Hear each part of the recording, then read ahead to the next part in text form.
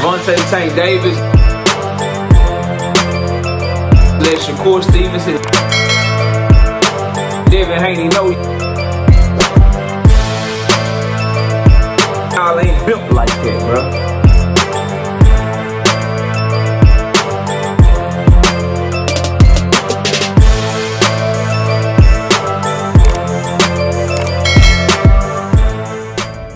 Jaron Boots Ennis signs his extension with Eddie Hearn and Matchroom. And I want to talk about whether or not I believe that's a good move or a bad move. And I want y'all to let me know what y'all think. For me, Eddie Hearn got on the Monte standing on this fight. He showed that he believed in Jaron Boots Ennis' star power by putting Matchroom money up for him. Those are some of the positives, right? Things that he didn't do for Shakur Stevenson. Smash the like button, subscribe to the channel, share the video, by the way. We also live Monday, Wednesday, and Thursday night at 7:30 p.m. Central Time. I'm also live every Sunday morning with the Singing OG KQKC Boxing Network. Sunday mornings, 9 a.m. Central Standard Time. Join the channel as a member. Drop super chats when you come by the live streams and the videos that we do. And hit me up if you want to debate. The email address is knockoutboxing86@yahoo.com. Let's get it cracking, though. So, for Jaron Boots Ennis re-signing to Eddie Hearn in Matchroom Boxing for a long-term extension.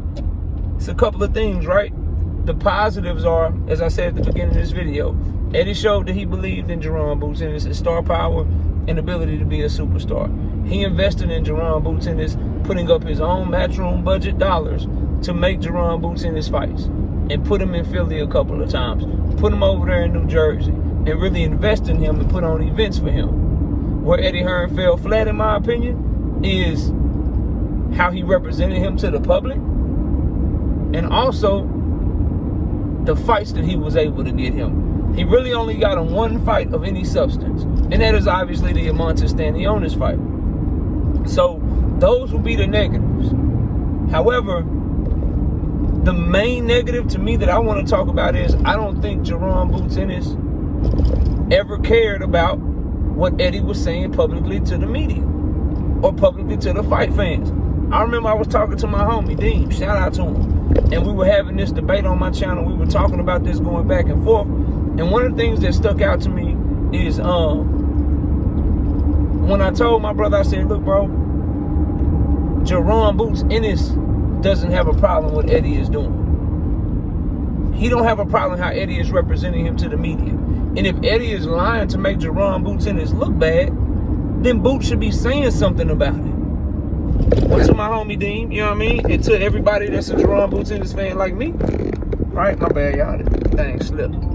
To everybody that's a Jaron Boots Ennis fan like me, my question is, or my statement would be, not only does he not have a problem with how Eddie Hearn represented him and the things he said in the public to make Jaron Boots Ennis look like a duck, look like he was ducking Virgil Ortiz, looked like he was contradicting himself, all those things that he did to Jaron Boots Ennis. Not only did Boots not have a problem with it, he was ecstatic with it and happy with it because he decided to hitch himself to Eddie Hearn for the foreseeable future.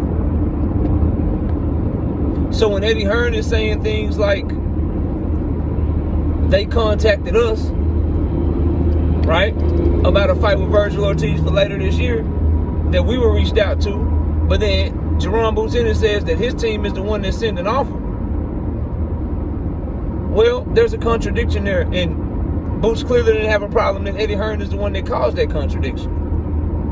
When Eddie Hearn is saying we sent out offers to Charles Conwell to fight at 154 pounds, but then Jaron Boots Ennis comes behind him and says, well, if you don't hear from me, that ain't true. I'm trying to stay at 147 and unify. And that's why I'm not taking the Virgil Ortiz fight.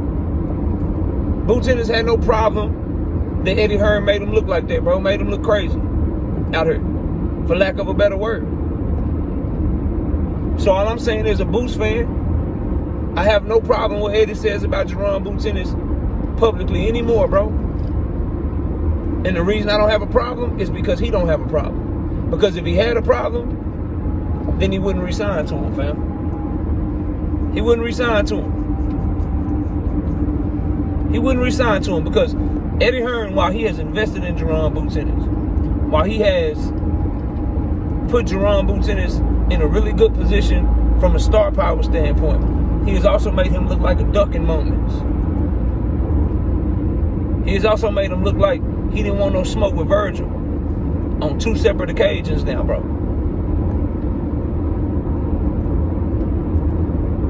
He's also having him take a tune-up at 154 pounds before getting directly to the smoke. And you may think that that is okay. You may think that that's no issue. But when you had a reputation of boot tennis and you a pound-for-pound level talent, bro, pound-for-pound level talents don't do tune-ups. Pound-for-pound fighters get straight to it when they move up to a weight class. Say what you want about Devin Haney. Do I think he's a top 10 pound-for-pound talent? No, but I'm trying to drive home a point. Say what you want about him. Move up to 140, it's Regis program right away. Say what you want about Terrence Bud Crawford. Move up to 154, it's Israel Madrimov right away. Right away. Straight to it. Say what you want about Jesse Bam Bam Rodriguez. When he was moving to 112, it's straight to Sonny Edwards right away, bro. Say what you want about Canelo. He move up to 168, it's a regular champion or a main champion right away. Tank Davis move up to 140, it's a regular champion right away. You got to be fighting top 5 to 7 dudes when you move up in these weight classes, when you have the reputation and when you have the cachet of a Jaron Ennis, bro. Otherwise, people going to be looking at you crazy, specifically when out of your promoter's own mouth, who you just re-signed to, you got offered to fight Virgil in November. And instead of fighting Virgil in November, you're fighting in September or October, according to reports. And people are saying it's going to be a tune-up fight. And Turkey Al-Sheikh said we had offered Jaron Ennis for Virgil in November, but he wanted a tune-up. I told him take the tune-up with Eddie and then come back and holler at me. We got all these fights for you when you get done with that. Basically, we don't do no tune-ups over here. I want to see you in a really good fight. And then Eddie doubled down and said that what Turkey said was true. And if Jaron Ennis had a problem with any of that, then why is he back with Eddie Hearn? What I hope doesn't happen to Boots is that he don't become like a Demetrius Andrade type. A fighter that's super talented, super dope, right? Fun to watch, but he ends up not really getting the fights we want to see him in because of who he signs to and because of the business moves that he keep making out here, bro. Because it seems like he's not really wanting to work with Turkey Al-Sheikh, but it's the same criticism I have for Shakur Stevenson when he signed with Eddie Hearn, and that's this. Who Eddie got for him at 154? Madrimov is signed to Eddie, but Madrimov is coming off of 2 consecutive losses. He just lost to Bud Crawford. He just lost to Virgil Ortiz. Who else he got? Josh Kelly? I don't even know if Josh is signed to Eddie. But it's thin over there. WBO champion Xander Zayas is signed to Top Rank, bro. WBC champion Sebastian Fundora is signed to Premier Boxing Champions, bro. Virgil Ortiz, Charles Conwell, they over there with Golden Boy.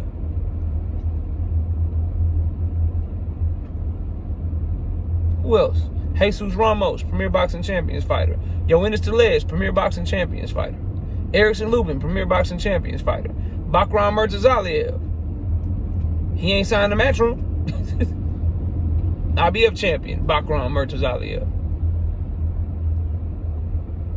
Jamel Charlo, if he come back down to 154, signed to Premier Boxing Champions. Earl Spence, if he come back 154, 160, signed to Premier Boxing Champions, bro.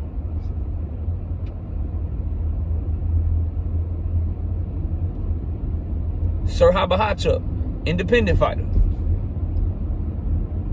Not really a name like that, but that would be a good fight. Tim Tszyu, dealing with Premier Boxing Champions. Eddie got nothing for him, bro. No names, no nothing. Keith Thurman, Premier Boxing Champions. So signing to Eddie, you put yourself in the same position as Shakur Stevenson. What's that, KO? It's this right here, bro.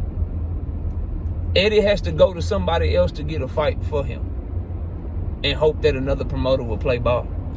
If you're Jaron Boots Ennis, why not just go to that promoter that has the fight that you want? That's the point. That's the problem. What's the point of re-upping with Eddie and signing an extension if he's going to have to try to deal with Turkey to get you a fight anyway? You might as well have your team deal directly with Turkey. You keep more money in your pocket that way. Why sign to Eddie when he's going to have to probably end up dealing with Premier Boxing Champions or Oscar De La Hoya and Golden Boy anyway in order to get you the fight that you want? Why not move in a way that eliminates barriers and puts you in a position, a better position, I should say, to get you the fights that you want? So that's my issue with it, bro. I don't like him re-signing with Eddie. I thought Eddie did a good job in a couple of areas, but I thought the areas that matter the most to me as a fight fan, which is the fights that I get to see Jaron Boots Ennis in, I don't think Eddie and how Jaron Boots Ennis' PR is represented out to the public, those two things, I thought Eddie did a horrible job for Boots his first time being with him. We'll see if he gets better as Boots' career moves forward, but I'm not really feeling this. I'm not really feeling this because he couldn't get Boots the first time. What's changed? He couldn't get Boots fights the first time, so what's changed? That's going to make him get Boots fights this time around, bro. So we'll see what happens, man. Y'all let me know what y'all think. Jaron Boots Ennis read up with Eddie Hearn in Matchroom. On the move. Smash like sub to the channel. I'll see y'all soon.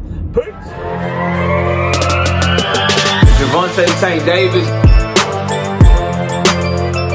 Let Shakur Stevenson. Devin Haney know y'all ain't built like that, bro.